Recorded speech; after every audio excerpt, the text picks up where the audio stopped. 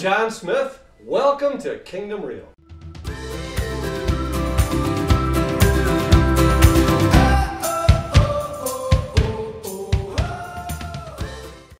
And today we have one of my really close friends with me, Mitch Roberts. So good to have you here, and we're looking forward to hearing your story. Glad to be here. All right. Thanks for having me. My pleasure. So tell me, Mitch, what did you learn, a couple things you learned from your family of origin? They taught me a lot about spirituality in the sense of, like, we went to church growing up. Okay. We started off in a Baptist church where you go every Sunday morning, Sunday evening, but you get to dress a little more casual in the evening. A little bit more casual, yeah. And then Wednesday nights was like the stuff for, kids, and sure. you go play dodgeball in the gym and then have a little, Sunday school type lesson at the end. So that's how I grew up.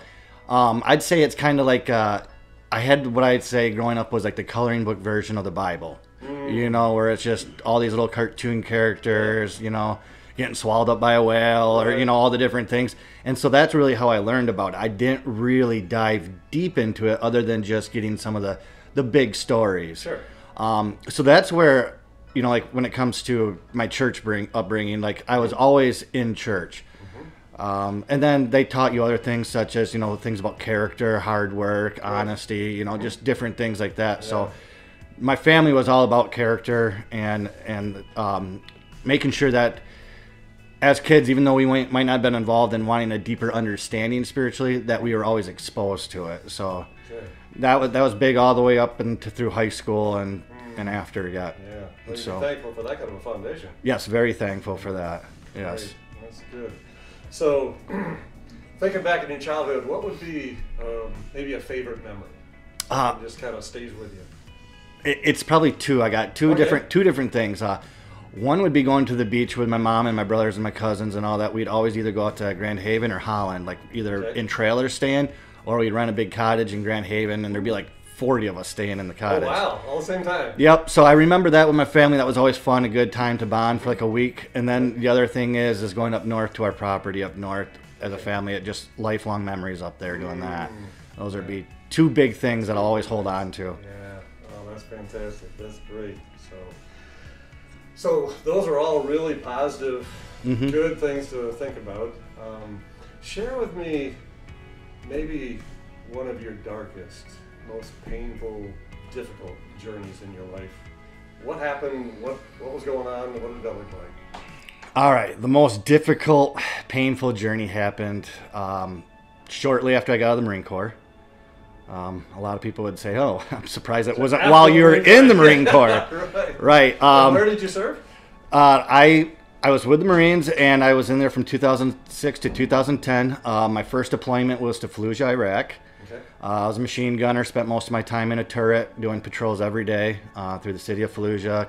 Quick react force for when guys got hit and different things that we would fly out there to them. And then my second deployment was a thing they call a MEU, Marine Expeditionary Unit.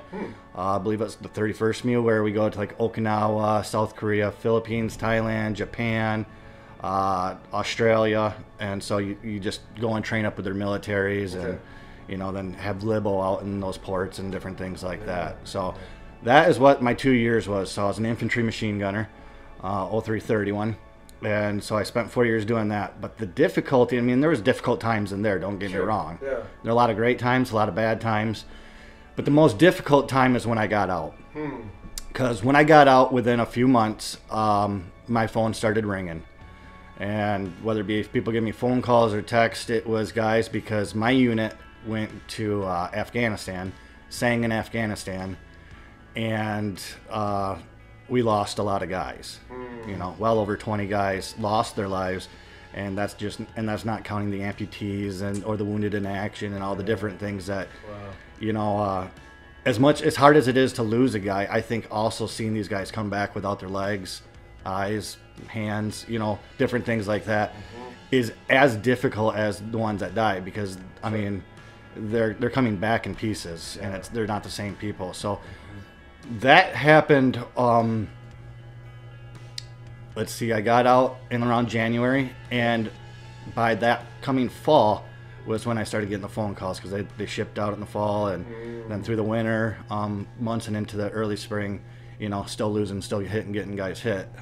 So that by far was the hardest because some of the guys I was actually really, really close to. Yeah. I did the thing where I went down to the recruiter's office crying, asking them if they can get me on a plane and get me to my guys out there because I said I was still qualified. I did pretty much most of the work up with them, but they couldn't. They're like, we can get you back with your unit when they get back from Afghanistan, but you can't make it out there. So that was hard, going to funerals, flying out, going to funerals. And that's why every time my phone went off, I didn't even want to look at it. It was just every day, it seemed like for about 9 months, you know. Oh, wow. And so even when you're getting calls from other people that aren't in the military, you know, and it has nothing to do with it, you don't even want to look at your phone. You just want to keep it at home. Like there's been was times that I'd go to work and I would have just kept my phone at home because I didn't want to hear anymore. Yeah. I wouldn't be able to work and function if I got another call because, you know, I'd be at work, working the school system, and I get a call that one of my best friend dies, and now you got to still keep your composure at work. It's kind of tough. Yeah. So. Well, and that soft heart kind of goes contrary to what a lot of people think of a tough Marine. Yeah.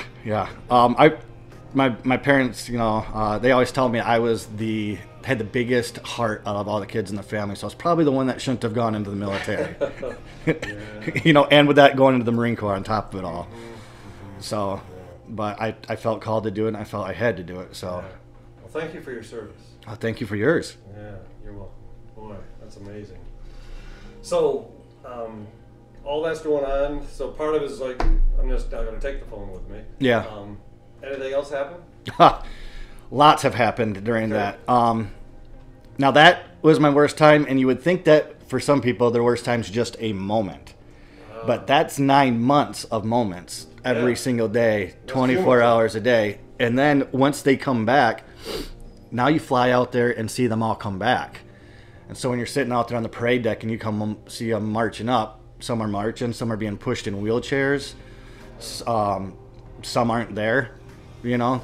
And so it's really weird when you see all your brothers leave in one piece and they're coming back in pieces. So that was tough. Some of the things that the guys said to me that they were trying to be supportive to me. One of the he was a corporal when he came back, but he was a lance corporal when he left. But a little Hispanic guy, I won't say his name just in case he ever sees this. I don't want to feel bad. But he's like, man, Corporal Roberts, we could have used you out there. Oh man. Which was him trying to be respectful, saying we appreciate like everything you did, everything I did, and you know how effective I was as a Marine. But I took it as, you know, we could have used you. Like, I didn't do my job good enough. I abandoned them. I left them. Yeah. All those things that I was feeling. Okay. It was like punching me in the face. And I remember I just got in the car and bawled, you know, and so that was tough. But I handled everything the worst way possible. I went to substances. Okay. The problem is I went to the VA, and instead of getting counseling, they gave me pills. Oh, boy. So they started me down a bad road right off the bat. The very first time I went in there, they started me off on Xanax, giving me the full doses that you can get, the most highest quantity. And so I walked out immediately hooked on those things pretty much. And then they just started adding more and more. Then you take alcohol, street drugs. I tried to handle it every way possible but the right way. And then when I went and got therapy, it didn't do anything. And then those therapists or psychologists, psychiatrists, whichever ones it was that could actually prescribe more would start stacking medications on top of medications. And as you can imagine, things just didn't get better. They just got worse. So what ended up happening is I became like pretty much a full-fledged alcoholic, full-fledged drug addict. And yeah, my life went to shambles. I was married for 4 years, lost my wife. She moved away. The night before I lost my wife, I had to put my dog down. And after she left, then I really spiraled. Then I really hit the alcohol, drugs, pills, everything. Got 3 DUIs in 1 year. Tried suicide with a shotgun once, I believe. But when I went to close the breech, because it was a single shot, the shell fell out. So when I pulled the trigger, it just clicked. Oh, man. And then I tried to overdose a couple times. But I'd wake up with vomit all over me and all the pills that I'd taken, because what I would do is take a whole bottle of pills and slam a fifth of whiskey, and then you wake up and you're just in vomit and all the pills that didn't kill you, you know, because you vomited them up when you're passed out. And then my final one was I tried to do suicide by cop. Had a big standoff with them for about 45 minutes to an hour. Just hoping they'd shoot you? Yeah. I was trying to get them to shoot me. It was in front of my house, and my mom was there. And she had to leave to go drive bus for the schools, and so she kept yelling at the cops that she had to go, that he doesn't have a gun. I kept saying I got a gun in my waistband. I was trying to do anything I could to shoot him. Plus, my size, they were scared of me. Sure. There was 5 of them. They ended up tasing me, and I ended up living in the VA mental health hospital as a resident patient for a total of about a year. Wow. From 2014 to 2015. They did electronic convulsive therapy to me. That didn't go good. After 6 of them, they stopped. They were going to do 13 of them. Oh, wow. So my memory is not the best anymore. It did some damage to my brain, and so I have a hard time in memory. And it was when I was in that VA hospital, though, that was at my lowest point, because I lost my wife, I lost my dog, from all these DUIs, the 3 DUIs I got in 1 year because I had just given up. I lost my job. The assault on the police officers forced it, so I had to force me into retirement, because can't stay working for a place that has kids in it when you've got those kind of things on your record. Yeah. So it forced me into an early retirement there. I found out that while I was living in this hospital, that my wife that left me had charged up close to $30,000 in credit card debt that all gone into collection that I didn't know about. Oh, wow. And she moved to Arizona, so I'm trying to take care of all this while in a facility like that. So I'm looking at, between the credit card debt and the debt between lawyers and criminal stuff, I'm at about $100,000 in debt right now, sitting inside a mental facility in state pajamas, basically. Just at the most bottom. I had just lost all these guys. Yeah. I've lost my wife. I've lost my job. I've lost everything that a man looks at to try to identify themselves. Yeah. What else is there? Yeah. I lost my sanity. I lost my brain capacity to remember things, to do the things that I normally were able to do before. I had to relearn everything. So right now, at this point, I was at my lowest. You know? And I lost a lot of friends. I lost a lot of different people that I was close to, that when you go and you live in a facility like that, it scares people off and they don't want to be associated with you anymore. Okay. So, you're looked at as that crazy guy from your hometown, that crazy veteran. Okay. And rightfully I kind of earned it. Sure. But I had a friend who was from my school who met me out there. Okay. They lived in the area, and they brought me the book Battlefield of the Mind by Joyce Myers. Really? And I read that book because she's like, if I bring this to you, will you read this? And I was like, yeah, I'll read it. What else do I got to lose? She's like, I think it'll truly help you because it helped me when I was in a time of going through some hard things. So I'm like, all right. First of all, woman author, was not real excited about that. And it was she got to say to him, and it was a woman giving me a book, and so I'm thinking it's going to be a book meant for women, and I'm like, so I'm sitting there thinking, like, I hope my estrogen levels don't rise when I'm reading this, or any of the other male vets in the area come in and start hitting me, like, what are you doing? You're reading this stuff? You soft? Yeah.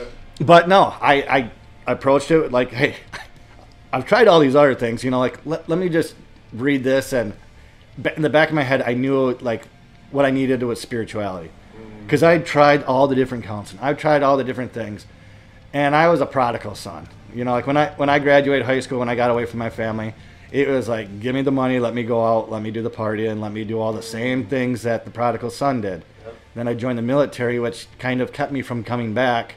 It actually made me just run further away in a sense. Yep.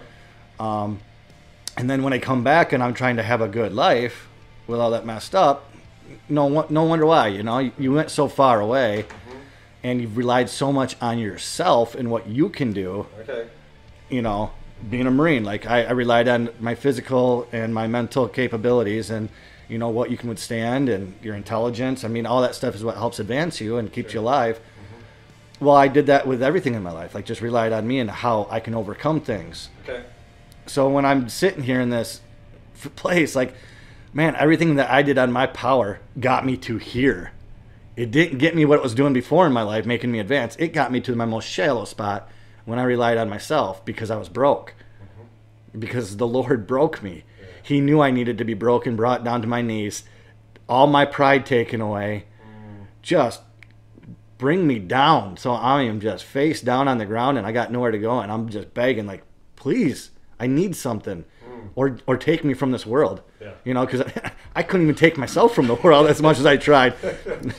Some people might say you're the worst at the world in killing and you're a Marine machine gunner and you couldn't even take out yourself. Well, he didn't want me. He didn't want me yet because he wanted to use me for something.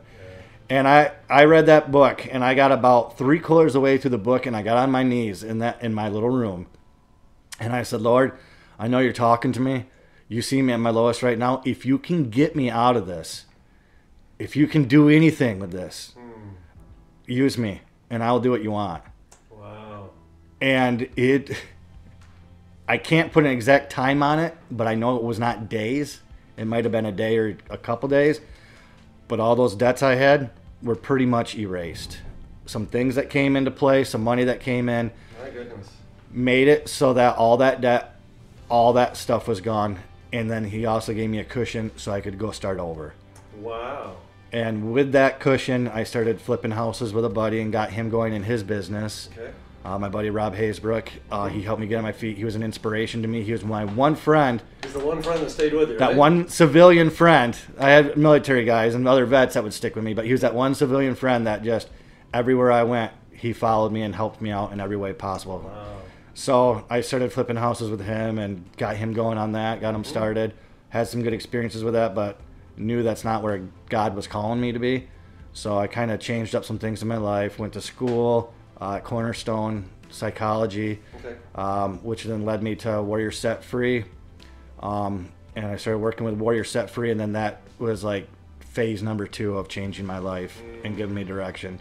So the first phase was just reading that book when I was down on my knees. But then when I started searching, it led me to Warrior Set Free. And now I know that I'm supposed to be helping veterans, helping lead others to Christ, helping heal those wounds and break down those barriers so people can have hope in their lives again, you know, because it's painful. It's painful, and it's not a place where I like to see people at. But it's a beautiful thing when you can talk to somebody because of what you've been through and go, listen, there is some great things out there waiting for you, but here, let me show you how you get to them. And how you get to them is just leading them back to Christ and helping take out those barriers that they get in between them from those sins or from those traumas that have happened in their lives. Yeah. Wow, that's pretty amazing. So, and there's a lot. There's all kinds of different things and rabbit holes we could go down on and all that. But that's the biggest extent of it was, you know, a prodigal son that ran from everything for so long, trying to do it all on his own. Going in the military, proving his point as a man in the military, getting out, then having all that trauma happen, all that damage. And I mean, there were some traumas that happened while in the military. You know, there were some things I seen in Iraq that I won't even compare to what the guys seen in Afghanistan. But the survivor's guilt is what I call it. The not being there when you wanted to be there most, and you couldn't be there, and you felt like you let them down. Like that was my guilt. You know, that was my biggest guilt, is the guys that I really, really love, you know, I wasn't there with when they needed me most. So that's hard for maybe a non-veteran, non-military person to fully understand, but it makes a lot of sense. Yeah.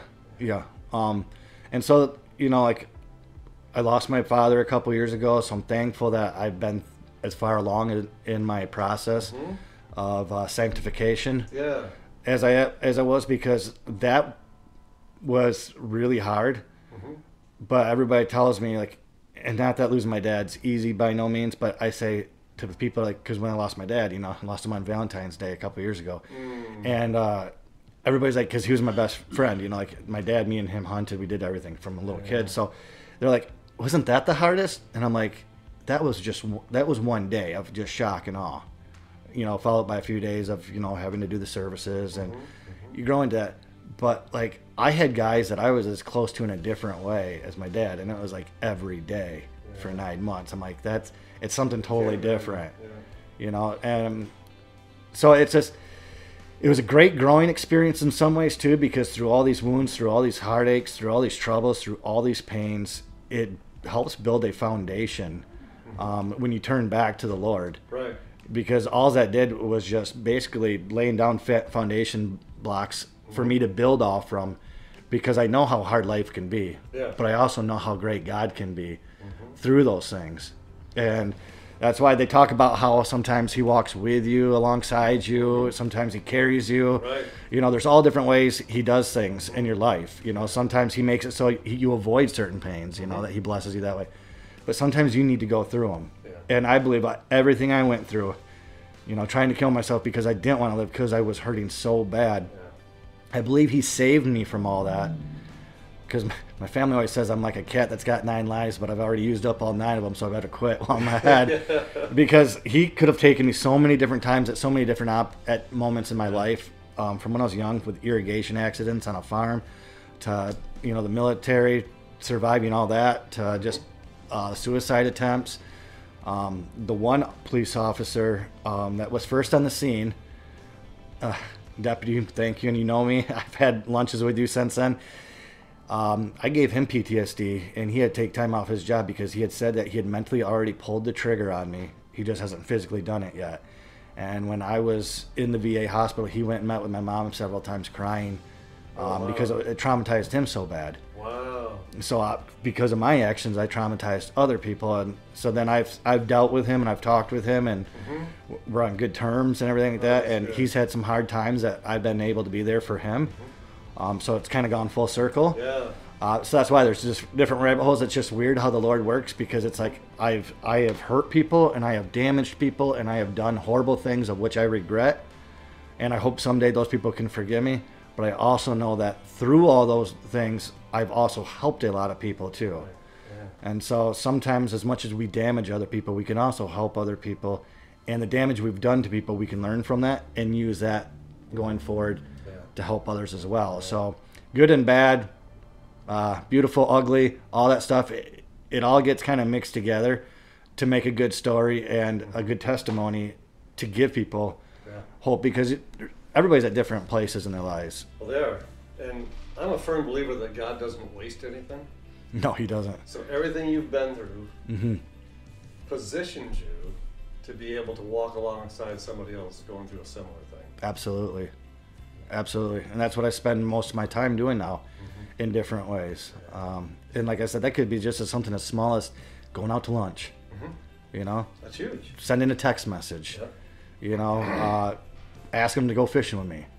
You know, just ask them along, bugging them to go do different little things. And them just knowing someone cares and is reaching out to them. You don't even talk about anything spiritual. Yeah. It's just showing that you're there for them, that you love them. Yeah. And willing to listen. Yep. And then over time, you know, that relationship builds. Right. And then that's when the things start coming out, and then that's when the healing starts to happen. Because they get to understand you, and then you understand them. Right. And then they trust you. They've seen what you've been through, and because they've seen what you've been through and they're starting to trust you, now they start believing, start trusting in Jesus. Yeah. You know? So it's just kind of the process going through all that. Wow. That's amazing.